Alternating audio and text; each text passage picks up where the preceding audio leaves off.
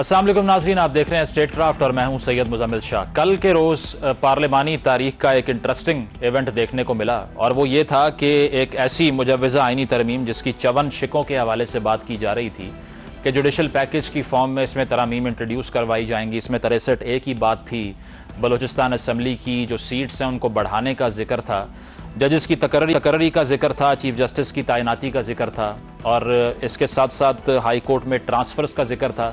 ये सारा कुछ होने के बावजूद बहुत से हुकूमती वज़रा इस तरमीम के पैकेज से ही लाइल्म दिखाई दिए।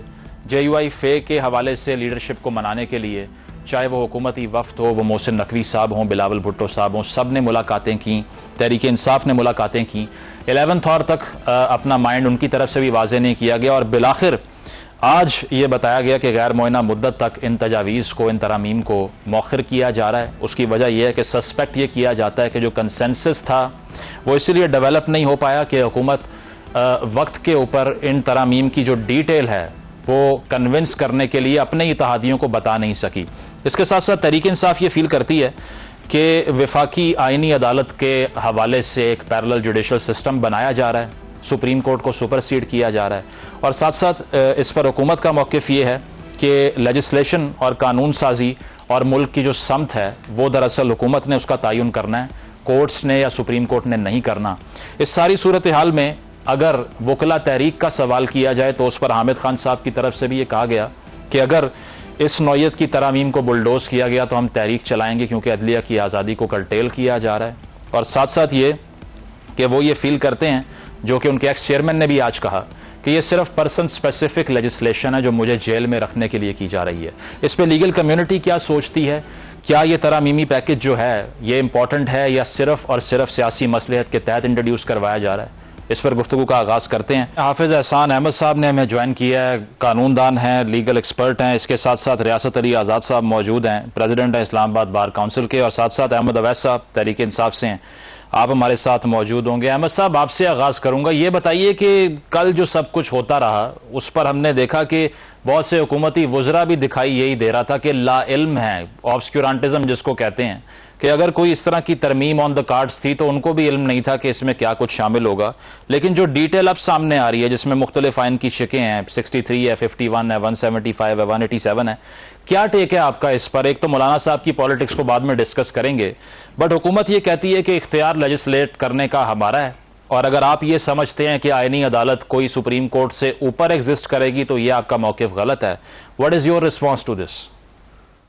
देखिए, ये तो खैर बात ही वो एक जो है एक गलत अंदाज में कर रहे हैं, उसको गलत रंग दे रहे हैं बात को। कोई आदमी को जी फहम जो है और अगर वो उसमें लीगल एक्यूमन है, कोई लीगल एक्सपर्ट है, वो कभी ये बात कह ही नहीं सकता कि कॉन्स्टिट्यूशन में जुडिशरी की पावर इतनी कर दी जाए कि वो पार्लियामेंट के ऊपर भी कंट्रोल करना शुरू कर दे। तो ये तो कोई भी नहीं कहता। हम तो ये कहते हैं कि जो तीनों पिलर्स हैं वो अपने अपने दायरे इख्तियार में बिल्कुल आज़ाद हैं और वो आज़ादी उनकी कायम रहनी चाहिए। जुडिशरी को एक इनके ऊपर सबकत हासिल है कि उसने कंट्रोल करना है ओवरऑल, और कैसे करना है कि उसको पावर ऑफ रिव्यू दे दी है कॉन्स्टिट्यूशन ने, और वो इसलिए दी है कि अगर आप कोई कानून साजी करें या आइन में अमेंडमेंट करें और वो अमेंडमेंट जो है वो 3 बुनियादों पे कॉन्स्टिट्यूशन के बेसिक स्ट्रक्चर के खिलाफ हो, इंडिपेंडेंस ऑफ जुडिशरी के उससे असर पड़ता हो, फंडामेंटल राइट्स मुतासर होते हो और कुरान और सुन्ना के मुतसादिम हो, तो आप उस जुडिशरी के को सुप्रीम कोर्ट और सुप्रीम जुडिशरी किसी ऐसे कानून को स्ट्राइक डाउन करने की अहलियत रखती है। ये कानून 188 आर्टिकल में दिया गया है। तो इस लिहाज से तो ये तो अगर उनकी ये ताकत सर्व करना चाहते हैं और इंटरप्रिटेशन ऑफ कॉन्स्टिट्यूशन का काम जुडिशरी का है, ये उनको गलत रंग दे देना कि जी आप रीराइट कर रहे हैं, एक इंटरप्रेट कर रहे हैं, और वो रीराइट कैसे बन गया उसको। तो इसलिए ये सारी बातें जो हैं ये फ्लोर क्रॉसिंग के ऊपर जो तहरीक इंसाफ का जो केस था उस पे जो हमने प्रेसिडेंट देखा उस पे तो सब ने यही रिस्पॉन्ड किया ना कि ये री राइटिंग हो चुकी है। उसकी वजह कि कॉन्स्टिट्यूशन में जो क्लैरिटी नहीं थी वो कोर्ट की तरफ से आ गई और उसके बाद एक चीज को बिल्कुल ही आउटलॉ कर दिया आपने। अब उसका रिवर्सल हुकूमत करना चाह रही है। नहीं कोई क्या किया पीपल, देखना ना वो जो फैसला आया था, ये जब यहाँ पे आपको पता है कि पंजाब असेंबली में जब ये इलेक्शन हुए थे, चीफ मिनिस्टर का इलेक्शन हुआ, और उसमें हमजा जो है, उसमें जो काफ लीग थी, काफ लीग की पार्लिमानी जो था लीडर, उसने तो हक में वोट दे दिया था उसके परवेज मुशर्रफ परवेज इलाही के, और परवेज इलाही साहब को वो सारे वोट पड़े उनके तो। लेकिन दूसरी तरफ जहाँ पे इन्होंने वोट, उनका जो सुप्रीम कोर्ट ने जो लार्जर बेंच बैठा था, उसमें उन्होंने ये फैसला दिया था, बड़ा असूली फैसला था, कि आप एक आदमी को डिस्क्वालीफाई करते हो कि उसने गलत फोर क्रॉसिंग की है, गलत वोट डाल दिया, तो उस वोट से जो डैमेज हो गया नेशनल लेवल के ऊपर, उसका कोई इफेक्ट नहीं है। लिहाजा जब वो आदमी को आप डिस्क्वालीफाई कर रहे हैं, तो उसके एक्ट को भी डिस्क्वालीफाई करोगे। ये बेस है उसके जजमेंट में। बड़ा वजाहत से उन्होंने आर्टिकल 69 को कहा है कि इसके साथ 365 63A के साथ मिला के पढ़ें, तो उसकी ये इंटरप्रिटेशन की उन्होंने। रिव्यू पिटीशन में आप दोबारा बहस कर लें, देख लें क्या बनता है, लेकिन ये मतलब उसमें कोई इतना इस नौयत का लूप होल नहीं है। According to you. Ehsan Ahmed साहब, आपकी तरफ आऊंगा। ये जो 54 शिकें हम देख रहे थे कि मंजूर करवाने का ये जुडिशल पैकेज था जिसको नाम दिया जा रहा है, पहले तो वो लोग जो कि इन टेक्निकल मामलात को समझते नहीं है, उनकी क्लैरिटी के लिए आप ये बताएं कि ये जिस अमेंडमेंट को अटेम्प्ट कर रही थी कि हुकूमत एग्जीक्यूट करवाए, क्या कुछ शामिल था इसमें? हमने ये भी देखा कि 63A की बात भी है, इसके अलावा जो बलूचिस्तान असेंबली की सीट्स हैं उनको बढ़ाया जा रहा है। क्या लगता है आपको कि ये अनप्रेसिडेंटेड है 2018 में या फिर 2008 के बाद 18वीं तरमीम हुई? मेरा नहीं ख्याल कि उसके बाद कोई इतने बड़े एजेंडा के साथ कोई हुकूमत तरमीम करना चाह रही हो आइन में। मुजम्मल, एक तो चीज़ ये है कि एकेडमिकली या हमारे दुनिया भर के जितने भी जहाँ पे डेमोक्रेटिक कंट्रीज़ हैं या जहाँ पे आपका पार्लियामेंट्री फॉर्म ऑफ गवर्नमेंट है, उसके अंदर दो चीज़ें बड़ी वाज़ेह हैं। एक चीज़ वाज़ेह है कि पार्लियामेंट का ये इख्तियार है कि वो लेजिस्लेशन करे, चाहे ऑर्डिनरी लेजिस्लेशन है, और अगर उसने कॉन्स्टिट्यूशन को अमेंड करना है तो उसको 2/3 अक्सरियत चाहिए। ये पूरी दुनिया के अंदर सेट स्टैंडर्ड्स ऑफ प्रिंसिपल है। और इसके अंदर ये कहना कि प्रोडिक्ट करना कि पार्लियामेंट लेजिस्लेट कर नहीं सकती या पार्लियामेंट की लेजिस्लेटिव कॉम्पिटेंसी नहीं है, ये बात जो है ना कॉन्स्टिट्यूशन के अंदर लिखी हुई है, और ना ही ये बात जो है दुनिया भर की सुप्रीम कोर्ट की तरह पाकिस्तान की सुप्रीम कोर्ट ने कभी इसको माना है।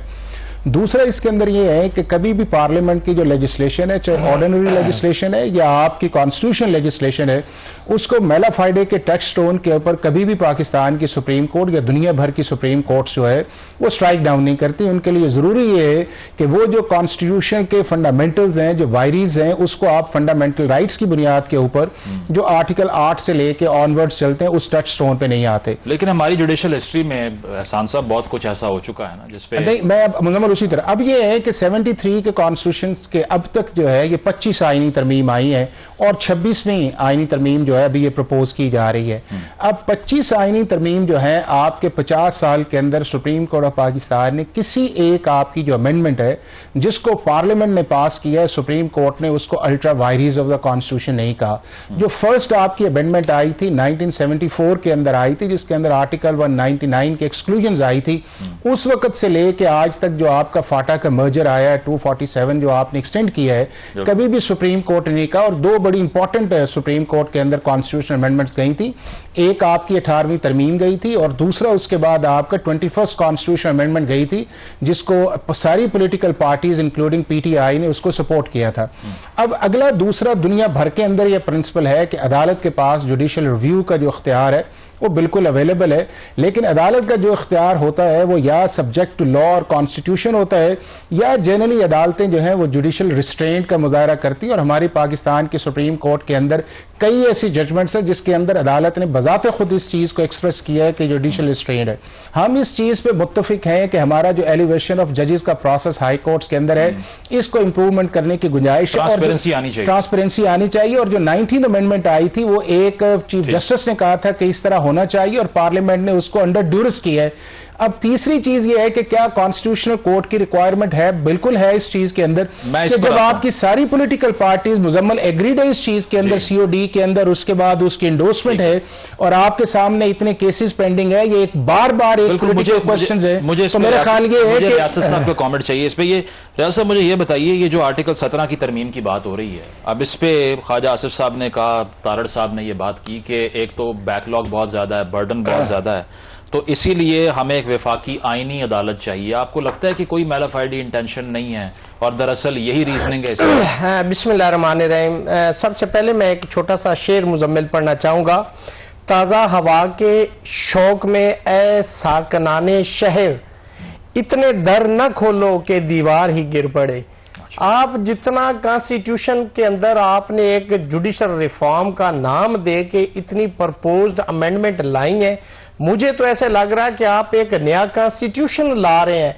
मैं समझता हूं कि कॉन्स्टिट्यूशन जो 73 का है ये एक मुत्तफिका आइन है और बड़ा बैलेंस आइन है। उस वक्त की तमाम पॉलिटिकल पार्टीज ने इसके ऊपर इक्तफा और इत्तफाक किया था। अब जैसे आपने सवाल किया कि एक आईनी अदालत, आप देखें सुप्रीम कोर्ट ऑफ पाकिस्तान के अंदर फेडरल शरीयत कोर्ट के फैसले के खिलाफ एपलेट बेंच है, तो वहां पे आप डेजिग्नेट कर दें कि ये जजेस साहबान जो है एज आ कॉन्स्टिट्यूशनल कोर्ट के वो काम करेंगे। आप एक नई कोर्ट बना के इस गवर्नमेंट के एक्सचक्कर के ऊपर एक बोझ लाना चाह रहे हैं और फिर आप उस कोर्ट के अंदर वो जजेस तैनात करेंगे जिसको हुकूमत चाहेगी, तो ये इंडिपेंडेंस ऑफ जुडिशरी के भी खिलाफ है और फिर जुडिशरी को इट सेल्फ अंडरमाइन करने की एक कोशिश है।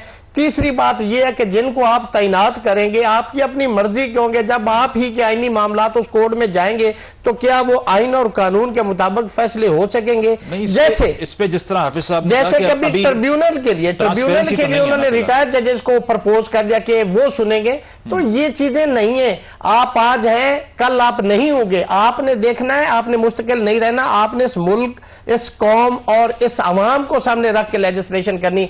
आज तो आपको वो फेवर कर रही, मुमकिन है कल वो आपको फेवर ना करे। तो जो भी लेजिस्लेशन है या प्रपोज्ड आप करने जा रहे हैं, that must be balance and with बोना फाइडी, नॉट विद मैलिस। रियासत साहब, आइडियली एलिवेशन ऑफ जजेस कैसे होनी चाहिए? मैं कहता हूं कि इस वक्त जो कहां है इस पर? देखें, इसमें भी मैं बताता हूं, अब जैसे ये प्रपोज कर रहे थे अमेंडमेंट, ये बिल्कुल गलत है। उसकी रीजन क्या है कि जब आप जुडिशल कमीशन और पार्लिमानी कमेटी को एक जगह पे कर देंगे तो पार्लिमानी कमेटी में तो गवर्नमेंट की मेजॉरिटी होगी, तो जजेस उनकी मेजॉरिटी से उनकी मर्जी के आएंगे।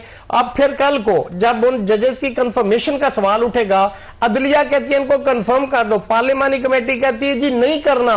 अगर वो कहते हैं नहीं करना और ये कहते हैं कि हमने कंफर्म करना है, तो एक फिर नया पंडोरा बॉक्स खोल जाएगा। ये इस वक्त एक बैलेंस है। हाँ, जैसे कि इन्होंने पार्लिमानी कमेटी को अख्तियार दिया था कि जब जुडिशल कमीशन पास कर दे तो उसके बाद आपने पार्लिमानी कमेटी को भेजना है, तो उनकी राय जो है क्या वो बाइंडिंग है या नहीं। इस पे सुप्रीम कोर्ट ऑफ पाकिस्तान की जस्टिस इफ्तिखार मोहम्मद चौधरी साहब के दौर की एक जजमेंट है कि वो बाइंडिंग नहीं है। इट इज जस्ट लाइक अ डाक खाता के जाएगा और वापस आएगा। ये प्रपोज्ड अमेंडमेंट जो है ये भी अदलिया के उस आजादी के भी खिलाफ है और उस तरीकाकार के खिलाफ भी। आप माइनर कोई चेंजेस लाना चाहते हैं, वो फैब्रिक्स चेंजेस लाना चाहते हैं, तो दैट वुड बी एप्रोप्रिएट। लेकिन ये आप कह रहे हैं नया कॉन्स्टिट्यूशन लिख रहे हैं। प्रोग्राम में एक ब्रेक शामिल करेंगे, ब्रेक के बाद डिस्कशन को कंटिन्यू करेंगे। Stay with us.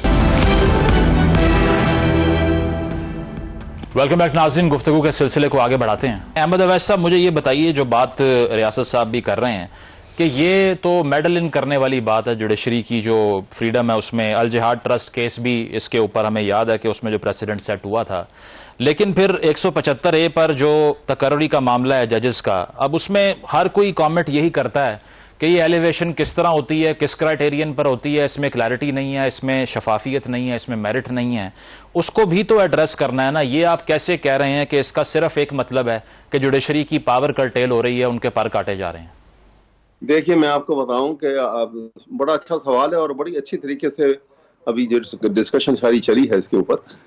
बात यह है कि ये जरूर है और कोई शक नहीं है कि गुड इंटेंशन ये होनी चाहिए कि आप जज को जब अपॉइंट करें तो उसको बहुत शान फटक आपकी करें, उसकी लीगल एक्विन के हवाले से, प्रोफेशनलिज्म के हवाले से, उसकी इंटेग्रिटी के और ऑनेस्टी के, और उसके बाद आप जज बुला। अब उसके लिए आर्टिकल 75A जो 18th अमेंडमेंट ऐड किया था, उसमें जो कमीशन का तरीकेकार दिया है वो उसमें कोई ऐसी कबाहत नहीं है। प्रॉब्लम ये है अब जो ये अब उससे ज्यादा बड़ा खराब कर रहे हैं। देखिए जो ये मिक्स कर रहे हैं, आपने इनकी इंटेंशन तो देख ली है। ये जहां इनको जो है वो सूट नहीं करता तो वहां बैठ के ये आपने देख लिया कि पार्लियामेंट में चीफ जस्टिस समेत जज साहबान की और आइन की जो धज्जियां उड़ाई गई थी, जो तस्लील हुई थी जब ये 19 डेज के इशू इलेक्शन का पेंडिंग था सुप्रीम कोर्ट में, और क्या क्या तमाशा लगाया गया था।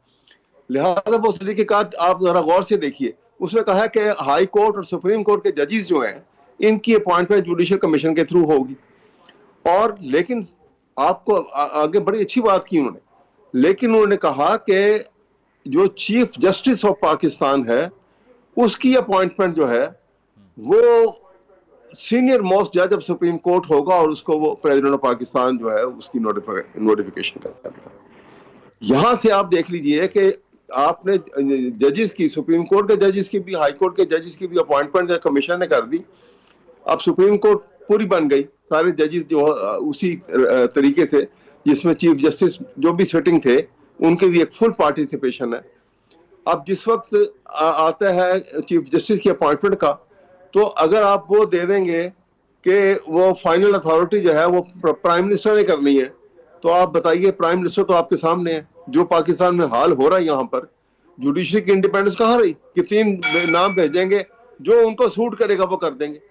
सीनियर मोस्ट ये अब जजेस तो सारे सुप्रीम कोर्ट तक जब आते हैं तो कॉम्पिटेंट हैं, उनमें आपने और जब जुडिशियल डिसीजन के अंदर भी है, लेकिन जो चीफ जस्टिस को प्रेरोगेटिव है कॉन्स्टिट्यूशन ऑफ बेंच का, अब जिस तरह अमेंडमेंट कर दी 3 बंदे होंगे जो 184(3) के अंदर पिटीशन वगैरह के लिए, सुओ मोटो इख्तियारात के लिए। लेकिन ये जो पिवट पोजीशन जो सुप्रीम कोर्ट की है जज की, चीफ जस्टिस की, इसको तो आइन के अंदर भी है कि there shall be a chief justice and the जजेस। तो चीफ जस्टिस की अपॉइंटमेंट को आप इस तरह लेके जा रहे हैं under the clutches of the government. अगर आप इनके क्लचेस में ले जाएंगे तो फिर वो आपका बेसिक स्ट्रक्चर सुप्रीम कोर्ट के 5 सीनियर जजेस का एक पैनल है, अगर वो पैनल है वो डिसाइड करता है तो वो भी कंप्लीटली पॉलिटिसाइज्ड प्रोसेस है, आप कह रहे हैं? नहीं कहां करेगा वो, तो कहा जी 3 नाम, अब 5 नाम थे, 5 से अब 3 कर दिए, 3 नाम भेजे जाएंगे।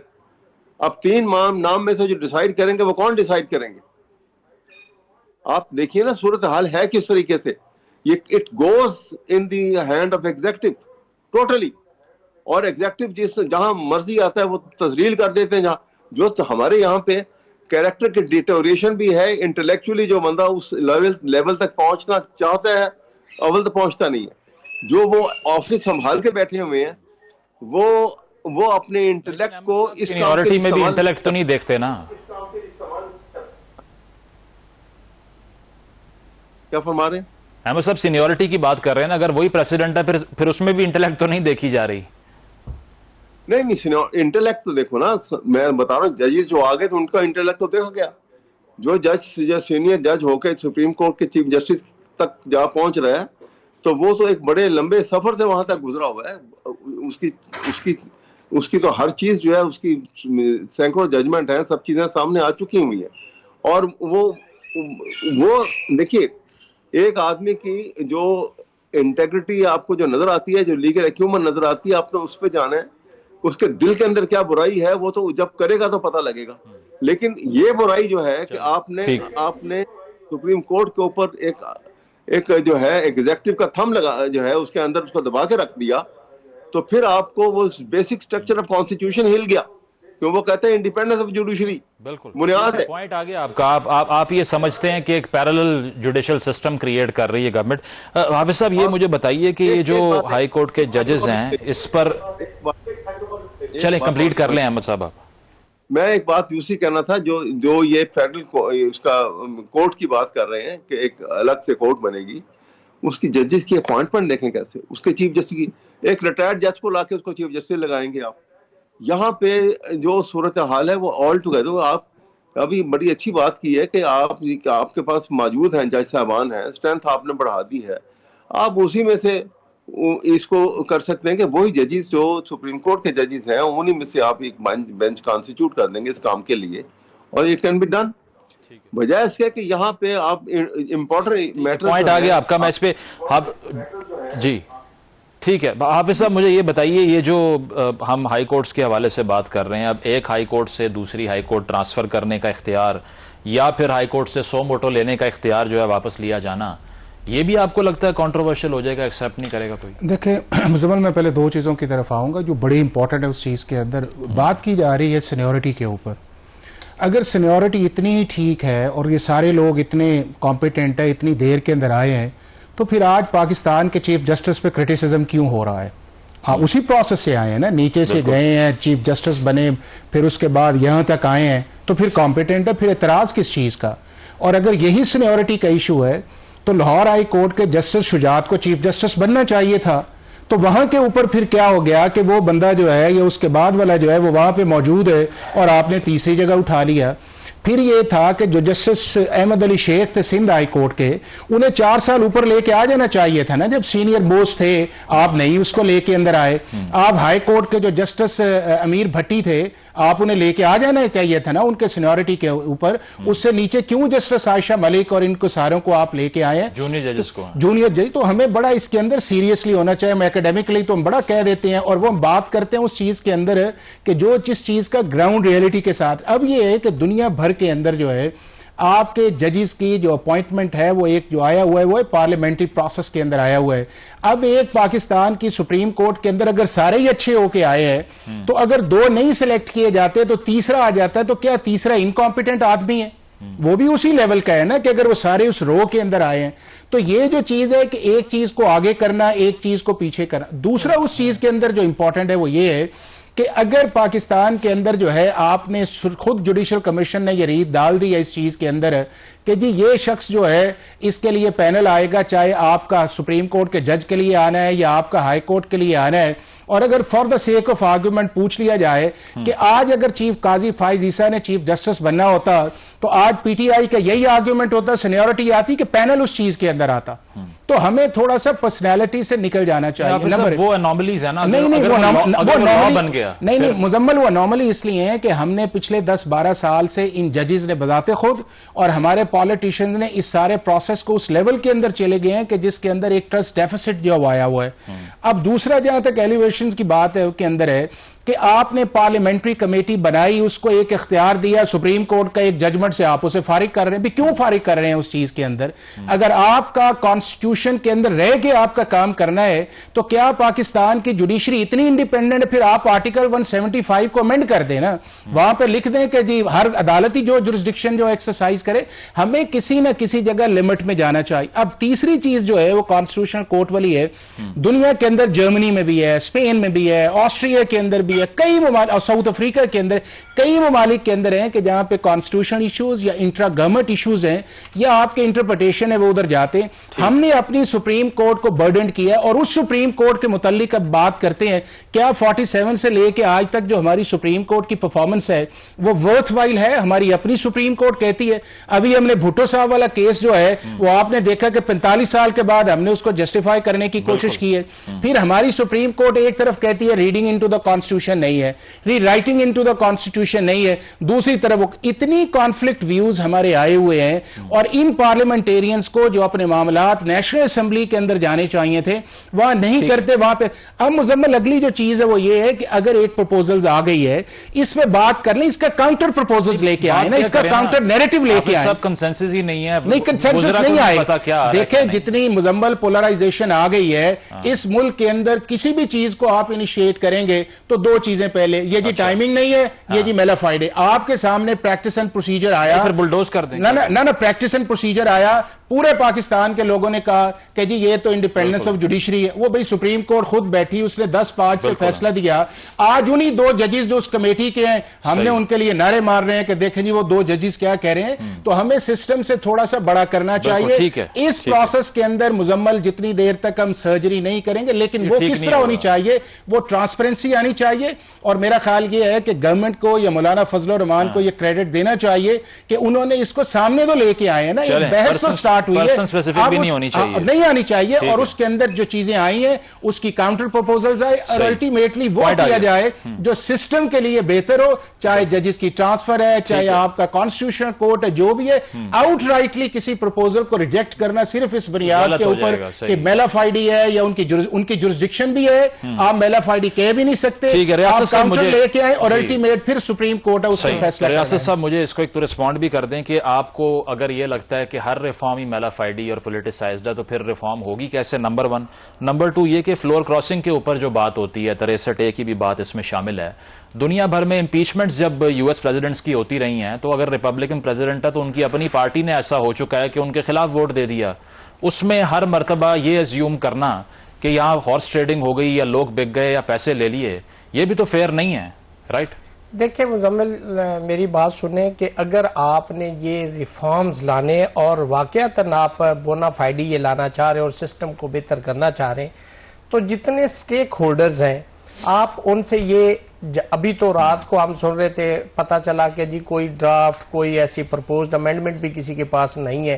तो ये कौन सी अमेंडमेंट है? आपने जेयूआई ने कहा कॉन्स्टिट्यूशन, हमें नहीं पता। मैं यही अर्ज कर रहा हूँ, कॉन्स्टिट्यूशन के अंदर एक प्रोसीजर दिया गया है कि आप जब पार्लियामेंट में लाएंगे, नेशनल असेंबली में लाएंगे, वहां डिबेट होगी, वहां पे सजेशंस भी आएंगी, उसमें कोई चीजें ऐड, कुछ अमेंड, कोई उसमें से निकालनी होगी, फिर आप उस प्रोसेस के तहत कमेटी को भेजते हैं, फिर आता है, फिर सेनेट में जाता है, वहां से इसी तरह डिबेट होती है उसकी प्योरिफिकेशन के लिए, फिर वो जाता है जी, पास हो जाता है, फिर वो प्रेसिडेंट साइन करता है, फिर वो एक लॉ बनता है। तो ये प्रोसीजर आप चोरी बगल में दबा के डॉक्यूमेंट ला के आप कहें कि ये हम जुडिशल रिफॉर्म ला रहे हैं, ये तरीकाकार गलत है। साहब फिर वो हाफिज साहब वाला पॉइंट है ना कि जो भी रिफॉर्म करने की कोशिश करेंगे तो इस माइंड से आए कि इतनी पोलराइजेशन है कि अच्छा काम भी करना हुआ तो कोई एक्सेप्ट नहीं करेगा। ये कि आप जेब से निकाल के तो आप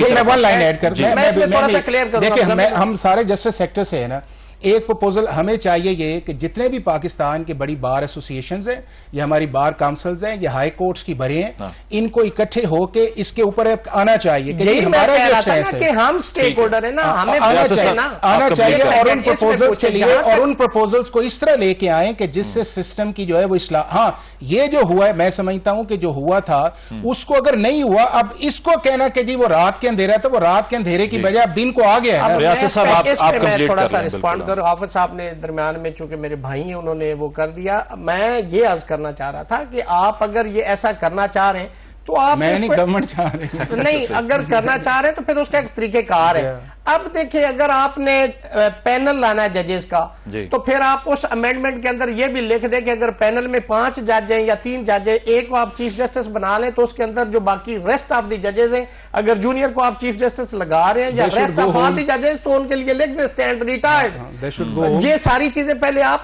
देखें। आप इतना बड़ा judicial reform all of sudden ला रहे हैं जिसका पता ही नहीं।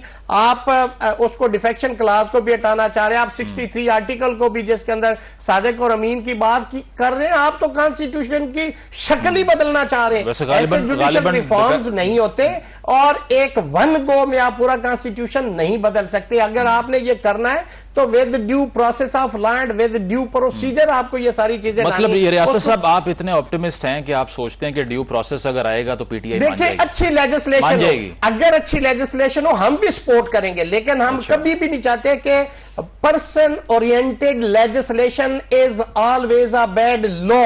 अगर आप किसी एक शख्स के लिए या एक खास जमात या मखसूस लोगों के लिए आप अमेंडमेंट लाना चाह रहे हैं तो वो अच्छा लॉ नहीं है। इस कॉन्स्टिट्यूशन को हम लोग क्यों इत्तेफाक करते हैं, सारे लोग इसको क्यों अप्रिशिएट करते हैं कि ये मुत्तफिका था, एक शख्स ने भी उससे डिसेंट नहीं किया था। इसलिए 73 का एक कॉन्स्टिट्यूशन, आपके पास तो इंडिया एक्ट था ना, फिर 56 का था, फिर 62 का था। खुदा का खौफ करो, अगर 73 में इस मुल्क ने एक आइन बना ही लिया, मुत्तफिका जुल्फकार अली भुट्टो शहीद का, जिसने ये बनाया था, मैं उसके मानने वाला हूं। आज उसकी पार्टी भी उस कॉन्स्टिट्यूशन का हुलिया अगर बिगाड़ने जा रही है तो उस क्रेडिट को डिसक्रेडिट में तब्दील करने जा रही है। उसका ये मतलब भी नहीं है कि विफाक में जो हुकूमत है वो अमेंडमेंट ही नहीं कर सकती। प्रोग्राम में एक ब्रेक शामिल करेंगे, ब्रेक के बाद डिस्कशन को कंटिन्यू करेंगे। Stay with us. Welcome back नाज़रीन, पैनल हमारे साथ मौजूद है, डिस्कशन को कंटिन्यू करते हैं। अहमद साहब, ये बताइए कि एक इदारा अगर बहुत परफेक्टली फंक्शन कर रहा हो फिर उसको रिफॉर्म करने की डिबेट ही शुरू नहीं होती।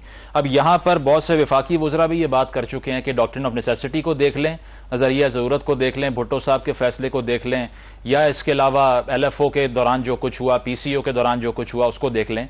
तो अब अगर दुनिया में one of the worst performing judiciaries की लिस्ट में हम अनफॉर्चुनेटली आते हैं, there has to be something has to be done ना, और उसके लिए अगर इस तरह का कंसेंसस नहीं है तो क्या रिफॉर्म का एजेंडा होना ही नहीं चाहिए? How is everything about you? Ahmed साहब से पहले माजरत के साथ क्योंकि इन्होंने हाफिज साहब ने एक सवाल उठाया था कि ये भुट्टो केस हुआ क्यों था। अच्छा। जिया साहब को सलूट मारे ना, उन्होंने उस जुडिशरी को चलने ही नहीं दिया। मोहर तो उन्होंने लगाई, उन्होंने चलने दिया था, जुडिशरी को नहीं कर सकते आप। जी अहमद साहब, ये देखिए बात ये देखिए आपका बड़ा अच्छा सवाल है।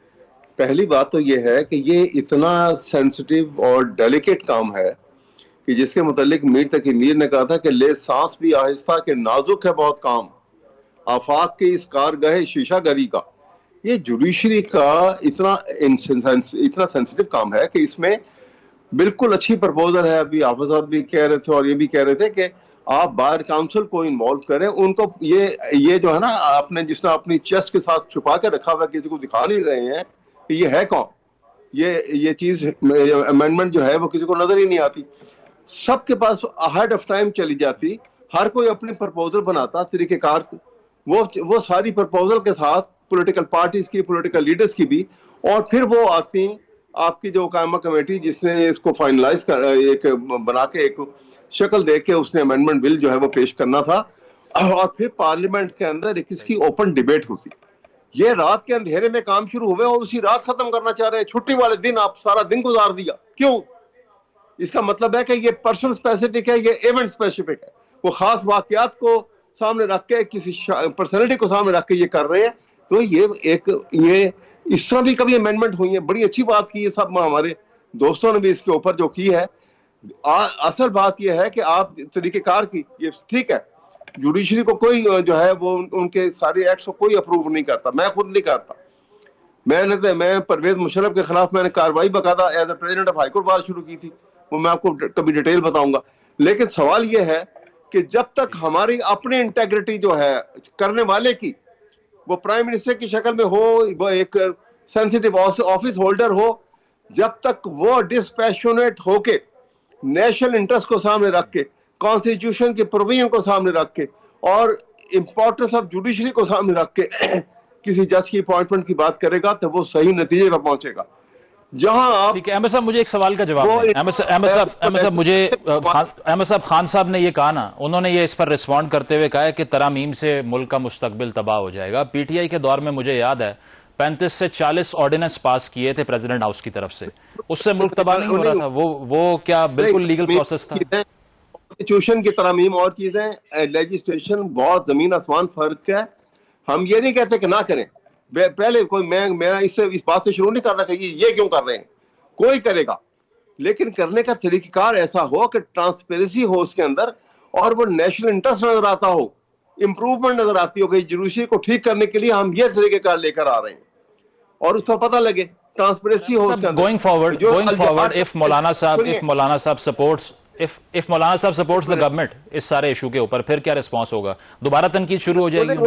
वो अगर बुलडोज कर देंगे अगर नहीं होगा, लेकिन मौलाना साहब ने अभी तक तो इंतहाई कैरेक्टर शो किया है, और वो मैं कह रहा हूं कि जितनी उनकी प्रेस की जाए कि उन्होंने असूली बात की है कि भाई इसके लिए टाइम चाहिए, हम देखेंगे, पूरी तरह से हर छांट पटक करेंगे, फिर आपके सामने आकर डिस्कशन करने में शामिल होंगे, और बड़ी मुनासिब बात की उन्होंने। ठीक है हाफिज साहब लास्ट 2 मिनट्स हैं, मुझे ये बताइए कि अगर नेक्स्ट चीफ जस्टिस साहब के हवाले से ये कहा जा रहा है कि वकला बरादरी, हामिद खान साहब ने कहा एहतजाज करेंगे, सड़कों पे आ जाएंगे, नोटिफिकेशन ना हुआ।